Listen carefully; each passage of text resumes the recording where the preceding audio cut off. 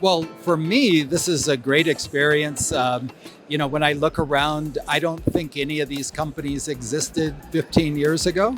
So it's exciting to see technology, bring digital performance into all our lives. So I just love, seeing new inventions and new innovation. That's great. So tell us about your conference. It was very interesting, but tell us a little more here. Well, the what I did is I told the story of Netflix, all the innovation, and especially I talked about the culture that we created many years ago at Netflix that essentially out innovated the competitors and created a culture where people were passionate about coming up with new ideas. A lot of new ideas, like you can have a lot of people watching the same movies and their own channels, but all Yeah. from Netflix. So that's great. Yeah, no, that's an exciting part. People can, people are now separated. People live in other parts of the world, but they can enjoy a film or a TV show together and chat. And yeah, it's kind of cool. It's kind of a way to counter the negative side of binge watching.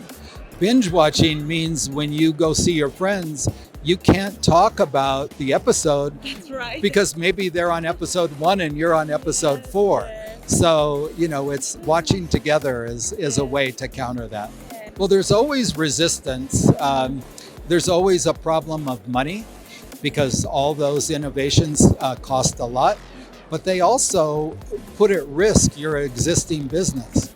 In 2007, when Netflix launched streaming, they knew it was going to cannibalize what was an incredibly profitable DVD by mail business.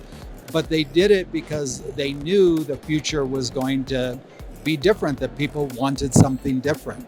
So the biggest challenge for companies is how do you compete against yourself in order to not let the competitor take your business? That's the hardest part. Because the attention span for entertainment consumers is getting shorter and shorter, researchers now say the average attention span is 8 seconds. So people aren't interested in 2-hour movies. They want to see 30-minute episodes. They want to see 2-minute TikToks.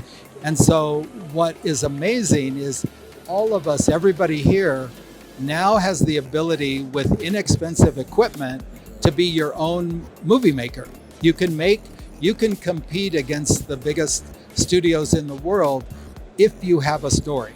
And that's the tough part, that the creativity, the technology is all there, but you need to tell a powerful story. And so that's exciting because it's just democratized entertainment. When we started Netflix, bandwidth was measured in kilobytes.